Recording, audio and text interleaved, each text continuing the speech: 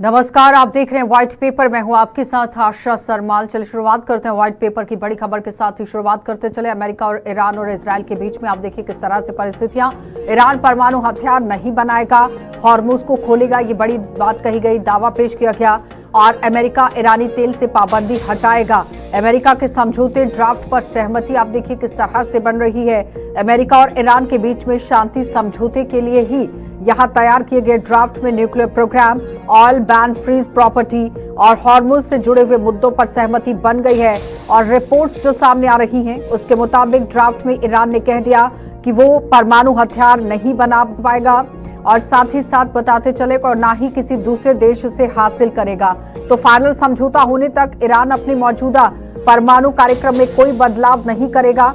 और इतना ही नहीं, वो यूरेनियम एनरिच नहीं करेगा और नए यूरेनियम सेंटर्स का विस्तार भी नहीं करेगा।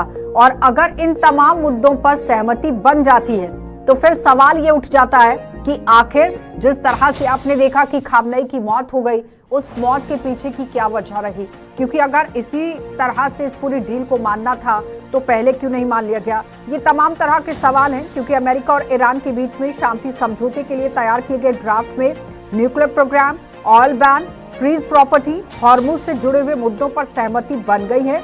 और ये दावा पेश किया गया है कि सीनियर ईरानी अधिकारी अपनी बात रख रहे हैं और वो बता रहे हैं कि ड्राफ्ट में ईरान ने कह दिया कि वे ना परमाणु हथियार बनाएगा, ना किसी दूसरे देश से हासिल करेगा। तो फाइनल समझौता होने तक यहाँ ईरान अपने मौजूदा परमाणु कार्यक्रम में कोई बड़ा बदलाव नहीं करेगा। और अगर बड़ा बदलाव नहीं होता है, सहमति बन जाती है, तो फिर देखने वाली बात है, वो यूरेनियम एनरिच नहीं करेगा और न्यूक्लियर सेंटर्स का विस्तार भी नहीं करेगा। लेकिन यहाँ ईरान सभी कारोबारी जो जहाज हैं उनके लिए हॉर्मुज तुरंत खोल देगा। इसके बदले में अमेरिकी ईरानी बंदरगाहों पर लगी हुई अपनी नौसेना नाकेबंदी हटाना शुरू करेगा। और अमेरिका कुछ समय के लिए ईरान के जो तेल निर्यात है उस पर जो पाबंदियां लगी हैं उस पर छूट देगा। फिर यहाँ अमेरिका ईरान की 25 अरब डॉलर की जो जब्त हुई प्रॉपर्टी है, फ्रीज हुई प्रॉपर्टी है, उसे भी जारी करेगा। अमेरिका अपने सहयोगी देशों के साथ मिलकर ईरान की यहाँ रीडेवलपमेंट और विकास की योजना को भी तैयार करेगा। यानी कि स्ट्रेट ऑफ हॉर्मुज, जहां से दुनिया में तेल की सप्लाई का बेहद अहम रूट माना जाता है, जो फारस की खाड़ी से होकर कतर के रास्ते से यूएई, ओमान की खाड़ी, अरब सागर, ये तमाम वो रास्ते हैं जहां से होते हुए स्ट्रेट ऑफ हॉर्मुज गुजरता है। और डोनाल्ड ट्रंप की तरफ से दावा पेश किया गया है कि रविवार यानी कि आज समझौता हो जाएगा। लेकिन फिलहाल राष्ट्रपति डोनाल्ड ट्रंप की तरफ से दोनों देशों के बीच में समझौता होगा। इसके बाद स्ट्रेट ऑफ हॉर्मुज सभी जहाजों के लिए खोल दिया जाएगा। और ईरान ने भी ट्रंप के दावे पर सवाल उठा दिया है। उन्होंने कह दिया कि यहाँ समझौते पर हस्ताक्षर अभी तक नहीं हुए हैं, ना होंगे। लेकिन अब सवाल यहाँ पर यह है कि एक तरफ ईरान जो है वो दावा पेश कर रहा है कि अभी तक सिग्नेचर नहीं हुए हैं और अमेरिका कह रहा है कि नहीं, तमाम मुद्दों पर हमने सहमति बना ली है, समझौता हो जाएगा। और समझौते के बाद 60 दिन की जो नई बातचीत खुली थी, जिसका नया प्लान बनाया गया था, वो भी आपने देखा कि कहां तक पहुंचा था। लेकिन फिलहाल ईरान परमाणु हथियार नहीं बनाएगा, हॉर्मुज को खोलेगा, ये बड़ा दावा अमेरिका की तरफ से पेश किया गया है। चलिए पैनल की ओर बढ़ जाते हैं। Retired lieutenant general Sanjay Kulkarni हमारे साथ जुड़ गए हैं, रक्षा विशेषज्ञ हैं। बहुत बहुत स्वागत जनरल कुलकर्णी, आपका जुड़ने के लिए। रिटायर्ड कर्नल सुशील पठानिया हमारे साथ जुड़ गए हैं, रक्षा विशेषज्ञ हैं, आपका भी बहुत बहुत स्वागत कर्नल पठानिया। और इकबाल ममदानी हमारे साथ जुड़ गए हैं, विदेश मामलों के जानकार हैं, आपका भी बहुत बहुत स्वागत इकबाल जी जुड़ने के लिए। सबसे पहले तो मैं संजय कुलकर्णी जी आप ही के पास आऊंगी। जिस तरह से अमेरिका ये दावा पेश कर रहा है, क्या समझा जाए, कितनी सच्चाई है इसमें? क्योंकि डोनाल्ड ट्रंप की तरफ से जितनी बार भी बयानबाजी हुई है, यू टर्न जरूर हुआ है। लेकिन अगर जो मुद्दे गिनाए गए हैं कि यूरेनियम एनरिचमेंट को हम नहीं छेड़ेंगे, उसके बाद हमारे पास जो यहाँ ड्राफ्ट समझौते को लेकर तमाम मुद्दे रखे गए हैं, तो अगर इन सभी को अभी ही मानना था तो फिर अली खामनेई की मौत की वजह क्या रही? पहले ही मान लेते। बहुत बहुत धन्यवाद आशा जी और को पैनलिस्ट को। सवाल यह है कि अमेरिका बहुत टाइम से कई तरह के बयान देता आया है, तो उन बयानों पे विश्वसनीयता जो है उसका कहीं ना कहीं मुझे लगता है प्रश्न ईरान उठा रहा है। और ईरान का मानना है कि जरूर इसमें कोई शक नहीं कि जो भी दावा अमेरिका कर रहा है उसमें थोड़ी बहुत सच्चाई हो सकती है, तो पूरी सच्चाई नहीं है। अमेरिका कई बार जिस प्रकार से अभद्र शब्दों का इस्तेमाल करता है, उसको देखते हुए, और शायद अमेरिका को लगता होगा कि आज उनके राष्ट्रपति का जन्मदिन है, तो इस ऐसे अच्छे मौके पर शायद ईरान दस्तक कर देगा। तो आयतुल्लाह खमेनी की जो शव है, उसका अभी तक उन्होंने दाह संस्कार नहीं हुआ है, और वो 4 जुलाई और 7 जुलाई के बीच में उन्होंने कहा है, और अमेरिका भी 250th एनिवर्सरी ऑफ इंडिपेंडेंस बना रहा है। तो ऐसे हालात में कहीं ना कहीं जिस प्रकार से अमेरिका का कहना है कि वो स्टेट ऑफ होर्मुज को पूरा खुला रखेगा और टोल वसूली नहीं करेगा, लेकिन जिस प्रकार से पर्शियन गल्फ स्टेट अथॉरिटी जो बनी है, जिसके द्वारा 5 मई 2026 से लगातार शिप्स गुजर रहे हैं वहां से, और उसको देखते हुए अमेरिका ने जिस प्रकार से नेवल ब्लॉकेज लगा रखा है, और इस नेवल ब्लॉकेज लगाने के बाद, और उसके बाद अभी हमने देखा कि पिछले एक हफ्ते के अंदर किस प्रकार से 3 भारतीय सेलर्स को अमेरिका ने मारा है, लेकिन अमेरिका खंडन कर रहा है, क्योंकि उनके राष्ट्रपति ने खुद अपने ट्वीट सोशल पे कहा है कि उन्होंने नहीं, ईरान ने मारा है। जबकि उनके रूबियो जो है, उन्होंने कहा है कि भारत के ये जो वेसल्स है भारतीय नहीं है, ये जरूर दूसरे देश के हैं। अरे 3 जहाजों को डुबो दिया गया, 3 हमारे नाविकों की मौत हो गई है, जिसकी निंदा भी की गई और जयशंकर की तरफ से कड़े शब्दों में प्रहार भी हुआ। कर्नल पठानिया, ये बताइए कि जिस तरह से अमेरिका जो ये दावा कर रहा है, और अभी हाल ही की 2 मिनट पहले की खबर ये है कि आज भी ईरान से डील की कोशिश जारी है। एक तरफ आप कहते हैं सहमति बन गई है, दूसरी तरफ आप कहते हैं कि कोशिश जारी है, तो क्या समझा जाए? ये कौन सी परिस्थितियां बन रही हैं? अब डोनाल्ड ट्रंप की तरफ से क्या बनाने की कोशिश हो रही है? पिछले 105 दिनों को हम एनालाइज करते हैं, जिसमें ट्रंप की तरफ से कई बार ये बयान आया है कि we are on the threshold of a ceasefire, और हमेशा जो ईरान की तरफ से बयान आते रहे हैं वो उसका खंडन करते रहे। तो ये एक नॉर्मल सी चीज हो गई है कि ट्रंप एक बयान देते हैं, ईरान उसका खंडन करता है, और उसके बाद ये चला जा रहा है। आज समझौते को उन्होंने अनाउंसमेंट की थी, लेकिन अभी जो सिचुएशन इस समय चल रही है कि ईरान जो है वो क्यों नहीं मान रहा है, सबसे बड़ी सोचने वाली बात ये। ईरान के पास क्या ऐसी शक्ति है जिससे वो सोचता है कि वो यूएसए को झुका देगा? अभी सिचुएशन ग्राउंड में क्या है कि हॉर्मुज़ स्टेट जो है वो ईरान के कब्जे में है, और उसके बाद जो नेवल ब्लॉकेट है यूएसए ने गल्फ ऑफ ओमान में सेटल किया हुआ है, वहां से कोई भी ईरानी शिप ना आ रहा है ना जा रहा है। ईरान को तकरीबन हर दिन $500 बिलियन का, बिकॉज उसकी ऑयल की सेल खत्म हो गई है, तो $500 बिलियन उनको हर दिन लूज करने पड़ रहे हैं। दूसरी तरफ ईरान के अंदर एक इस समय जो हार्डलाइनर्स हैं, they have come on road and they are protesting. तीसरी बात यह है कि who is in control as far as Iran is concerned? क्या वहां के जो मुश्तबा खामने बने हैं वो उनका कोई अता पता नहीं है? क्या ये IRGC जो है सारे ही कंट्रोल कर रही है, और या उनके विदेश मंत्री अरागची हैं जो वहां के समय पूरी तौर से मालिक है? So nobody knows. दूसरा, nobody is aware what kind of a dissent is brewing up in the Iran. देखिए, आपने उनके शिप नहीं आ रहे, वैसे आपकी सारी सप्लाई चेन टूट चुकी है, आपको राशन नहीं मिल रहा होगा, एसेंशियल मेडिसिन नहीं मिल रहा होगा, बच्चों की एजुकेशन तबाह हो रही है, और finally can Iran win? No way. और ट्रंप जो है, अगर हम ये सोचते हैं कि वो बगैर इसको डी न्यूक्लियराइज किए या बगैर हॉर्मुज़ स्टेट को खोले हुए, और जो एनरिच्ड यूरेनियम इनके पास पड़ा हुआ है 60% एनरिचमेंट हो चुकी है, और इनकी जो लॉजिक आता है कि नहीं जी हम ये पीसफुल पर्पस के लिए कर रहे हैं, तो उसके अंदर तो इतनी रिचमेंट नहीं चाहिए उसकी यूरेनियम की। So fog of war is very, very deep and we are not able to penetrate. But ultimately, if you ask me, my final analysis, और रशिया USA ने अभी अपनी पूरी माइट यूज भी नहीं की है। वो कारगिल आइलैंड को तबाह कर सकते हैं, इनके पुलों को उड़ा सकते हैं, इनके रेलवे ट्रैक को उड़ा सकते हैं, इनके वाटर टैंक।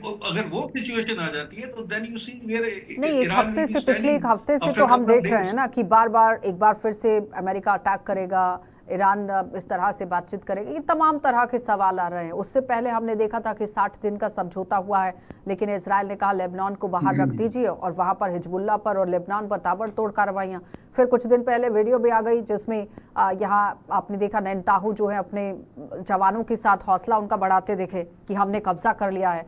और लेकिन ये तमाम तरह के सवाल हैं लेकिन ममदानी जी, अब सवाल यहाँ पर ये बन जाता है कि अमेरिका ने हिस्ट्री में जितनी भी जंग आज तक लड़ी है, किसी भी जंग को खत्म नहीं किया है। खत्म करने का रास्ता अमेरिका के पास नहीं रहा है, चाहे किसी भी जंग को लेकर कर लीजिए बात। डोनाल्ड ट्रंप ये चाहते हैं कि बराक ओबामा के टेन्योर को बेहतर अपने टेन्योर को बनाया जाए। अगर कंपैरिजन में हम देखते हैं, आपको लगता है वैसा कुछ होने वाला है? क्योंकि इस जंग में भी आप कूद गए, लेकिन आपको बाहर जाने का रास्ता नहीं मिल पा रहा है। धन्यवाद आशा जी, कुलकर्णी सर और पठानिया साहब का बहुत बहुत शुक्रिया। देखिए, जो ट्रंप ऐसा करने की कोशिश कर रहे हैं, इसके पीछे मैं ऐसे देखता हूं कि 3 बड़े जो कारण है। उसमें जो पहला, अगर राजनीतिक कारण की अगर मैं बात करूं आशा, तो ट्रंप खुद को वार स्टॉपर या डील मेकर के तौर पर एक तरीके से पेश करना चाहते हैं। अगर ये समझ लीजिए कि समझौता सफल होता है तो ट्रंप को आगे ये कह सकते हैं कि ईरान को परमाणु हथियार से हमने रोका है, हॉर्मुज जो है वो हमने खोला है, वैश्विक तेल जो संकट है उसे मैंने रोका, और एक बड़ी जो जंग है उसको मैंने टाल दी। और अगर मैं आर्थिक कारण देखूं तो आप ये मान के चलिए कि हॉर्मुज जो है एक तरीके से सबसे महत्वपूर्ण तेल सप्लाई लाइन है। दुनिया के लगभग 20% तेल जो है और एलएनजी की आवाजाही इसी रास्ते से होती है। अच्छा, हॉर्मुज बंद होने से तेल की जो कीमत है वो आसमान छूती जा रही है। अच्छा, रणनीतिक कारण अगर हम देखें तो अमेरिका चाहता है कि चीन को सस्ता तेल ईरान से न मिले। अच्छा, दूसरा रूस को अतिरिक्त फायदा ना मिले और वैश्विक बाजार जो है अस्थिर रहे। और इसके अंदर एक अहम है कि इजराइल का रुख जो है वो बिल्कुल अलग है। यही सबसे बड़ा महत्वपूर्ण प्रश्न है। एक तरीके से इजराइल की मुख्य चिंता ईरान का परमाणु कार्यक्रम है, जो कि एक तरीके से प्रधानमंत्री बेंजामिन नेतन्याहू जो लगातार कहते हैं कि केवल कागजी समझौता पर्याप्त नहीं है।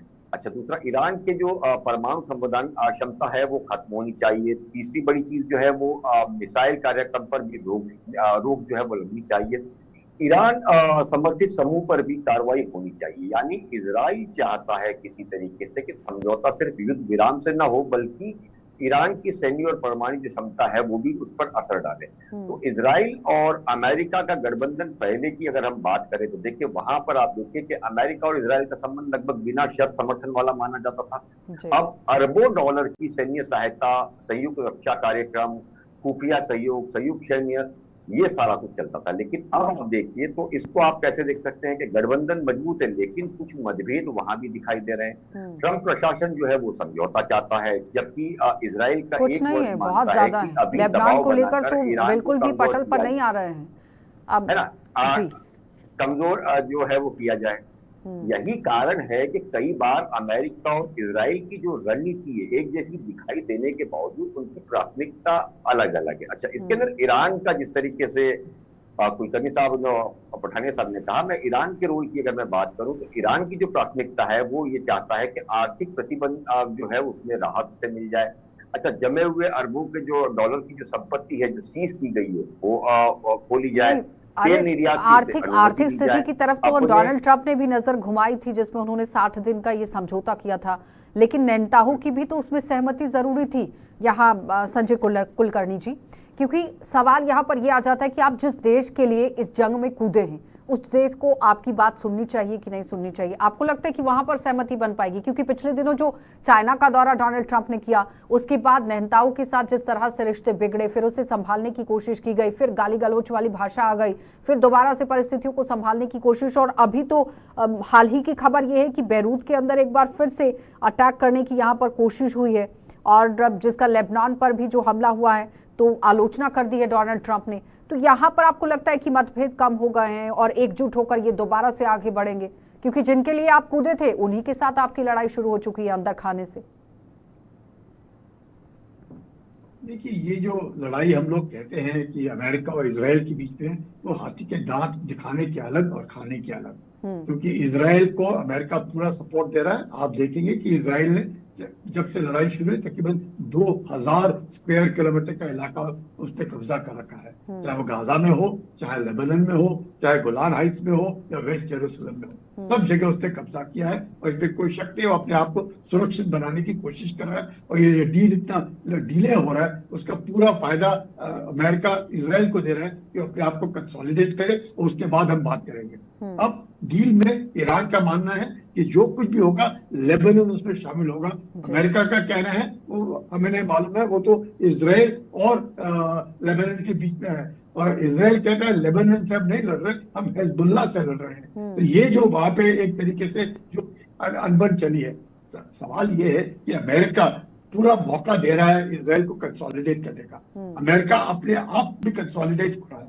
अमेरिका लड़ाई नहीं चाहता है, ईरान भी लड़ाई नहीं चाहता है, लेकिन ईरान बार बार ये कहता है हमें कंप्लीट फाइनल इसका ये चाहिए, ये नहीं कि 60 दिन के बाद फिर लड़ाई शुरू हो जाए।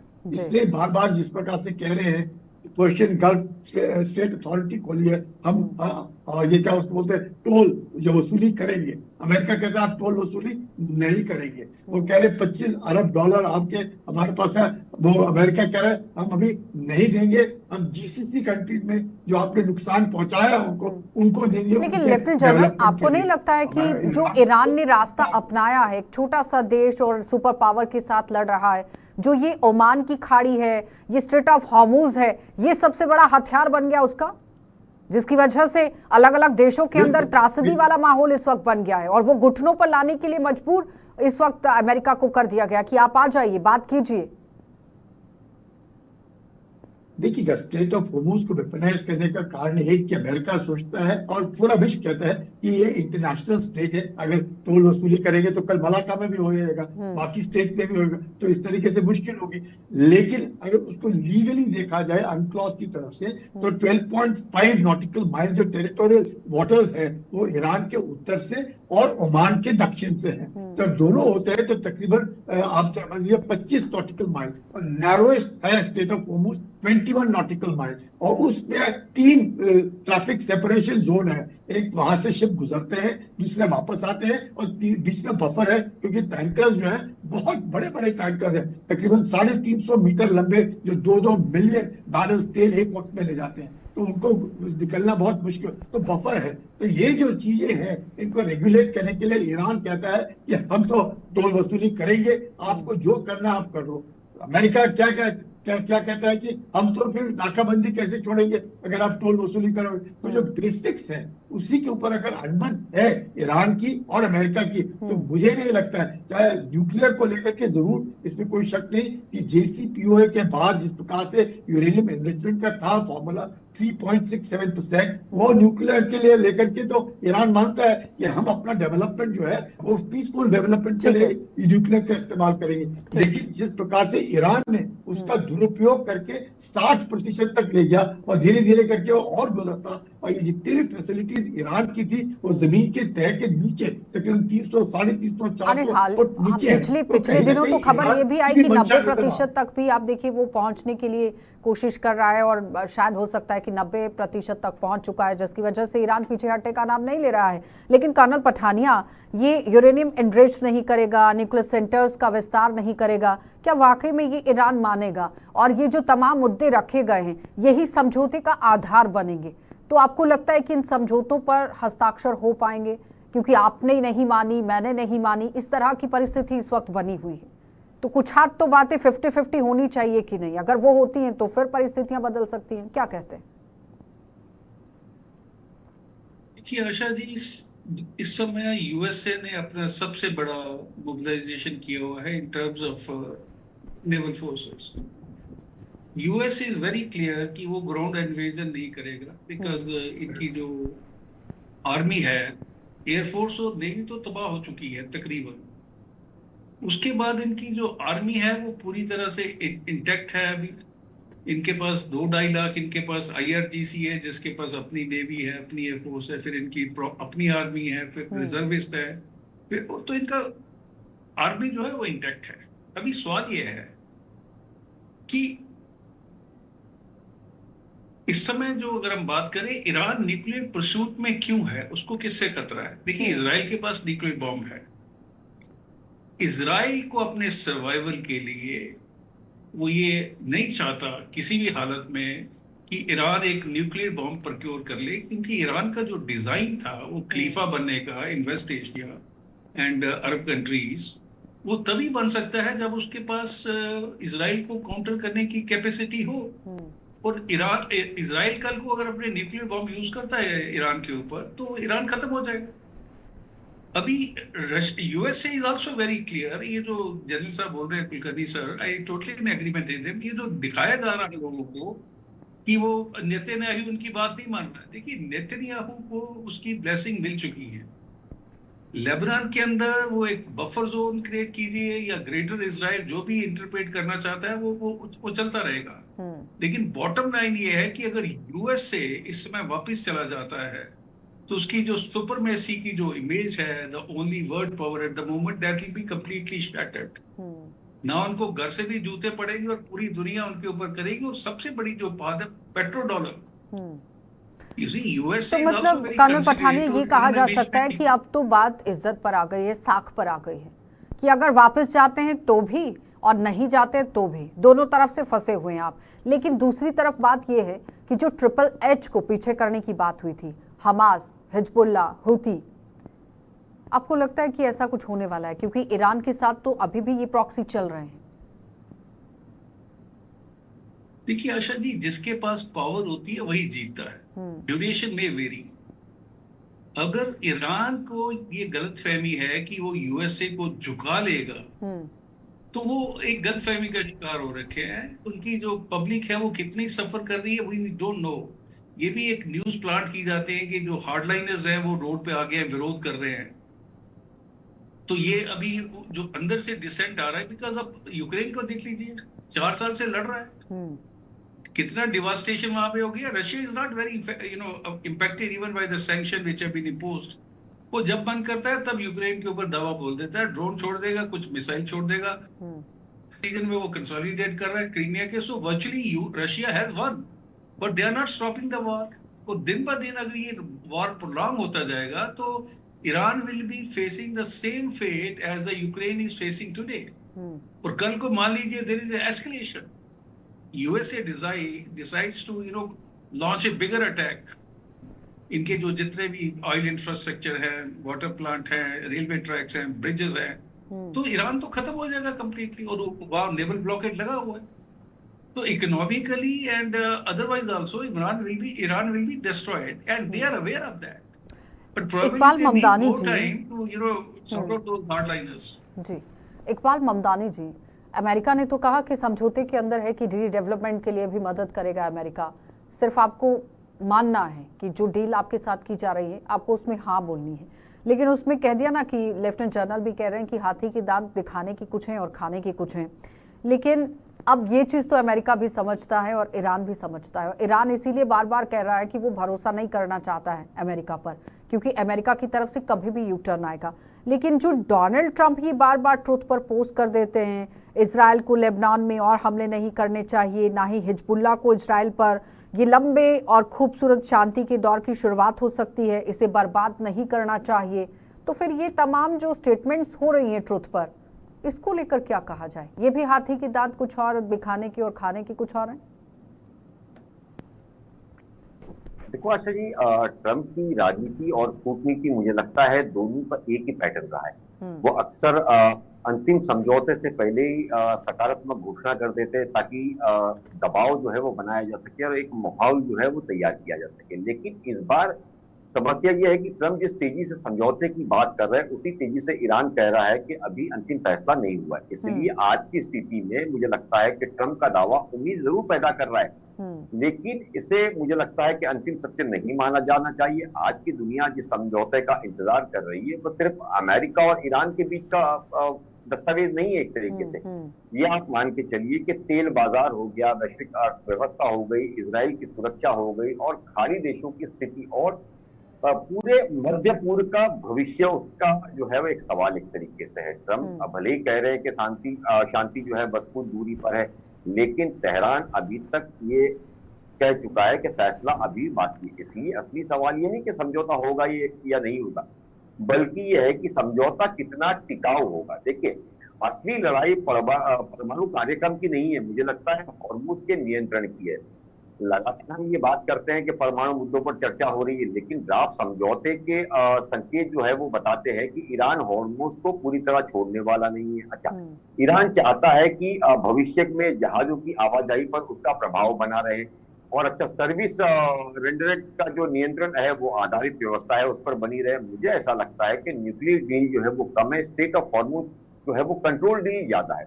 दूसरा आप इसको देखिए कि ट्रंप को जो लगता है कि सबसे बड़ी समस्या ईरान नहीं, मुझे लगता है इजराइल है, क्योंकि इजराइल का आधिकारिक जो रुख है वो अंतिम समझौते के अंदर उसको लगता है कि एनरिच यूरेनियम है उसे हटाया जाए, एनरिच इंफ्रास्ट्रक्चर जो है एनरिचमेंट का उसे हाँ, तो फिर मतलब ये जो गालिबाफ की तरफ से कहा गया है, ईरानी संसद के जो स्पीकर हैं वो कह रहे हैं कि भाई आप तो इजराइल को हरी झंडी देकर कोई भी रियायत हासिल नहीं कर सकते हैं, ये जो गुड कॉप्स बैड कॉप्स का खेल अब पुराना हो चुका है, तो मतलब फिर सही कह रहे हैं।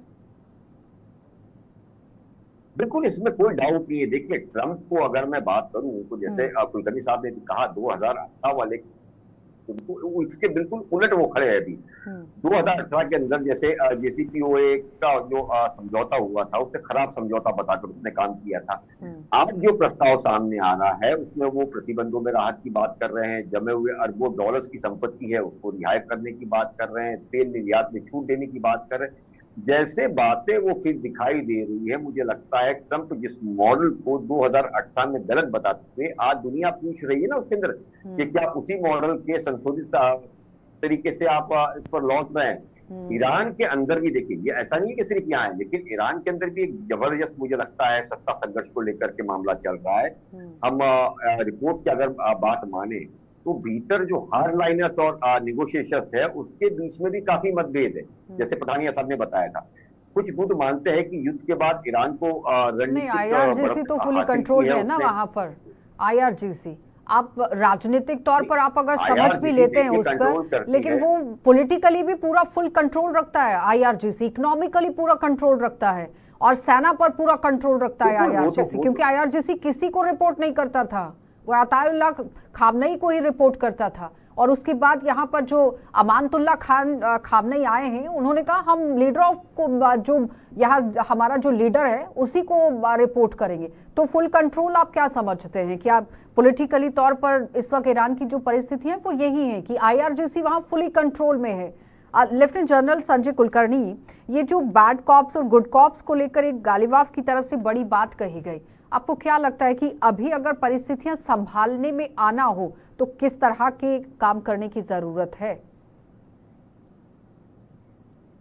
देखिए आशा जी कि ईरान के अंदर ही गालिबाफ और ऑलिगार्ची की बरखलाफ जिस प्रकार से बयानबाजी हो रही है कि उन्होंने तो ईरान को सरेंडर कर दिया और ये बेवफा निकले, तो इससे क्या दर्शाता है कि IRGC का कंप्लीट कंट्रोल है ईरान के ऊपर, इसमें किसी को शक नहीं होना चाहिए। हाँ। पेजेस्किया की आवाज नहीं कहीं से निकल रही, कहाँ पे है उनके राष्ट्रपति किसी को मालूम नहीं, लेकिन मुश्तबा खामेनी जिंदा है इस बात का तो ट्रंप ने भी बोल दिया कि मैं उनसे मिलना चाहता हूँ। मतलब कंट्रोल जो है ईरान के अंदर, कहे चाहे मुश्तबा खामेनी सामने आए ना आए, लेकिन रिमोट कंट्रोल तो 100% है। एग्जैक्टली, क्योंकि अभी तक अगर पॉलिटिकली कंट्रोल होता तो अभी तक परिस्थितियां संभल गई होती। और IRGC तो पहले ही आप देखिए टेररिस्ट ग्रुप एक संगठन जो है घोषित किया जा चुका है। बहुत बहुत धन्यवाद लेफ्टिनेंट जनरल संजय कुलकर्णी जुड़ने के लिए, और कर्नल पठानिया आपका भी धन्यवाद, और इकबाल ममदानी जी आपका भी धन्यवाद। तो फिलहाल बताते चले, जिस तरह से आप देखिए स्ट्रेट ऑफ हॉर्मुज को लेकर बड़ी एक अच्छी खबर इसे माना जा रहा था, लेकिन अभी तक सिर्फ बातचीत ही चल रही है, कोशिश जारी है, अभी तक कोई समझौता सामने नहीं आ पाया है। लेकिन डोनाल्ड ट्रंप की तरफ से दावा जरूर पेश किया गया है कि बहुत ही जल्द, आज रविवार का दिन था और कहा गया था कि देर शाम तक ये समझौता हो जाएगा, लेकिन अभी तक कुछ ऐसी अपडेट नहीं आई है सामने। अब देखना ये होगा कि किस तरह की परिस्थितियां आगे आने वाले समय में बनती है और कैसे इन परिस्थितियों को संभाला जाता है। कार्यक्रम में इतना ही, इजाजत दीजिए, नमस्कार।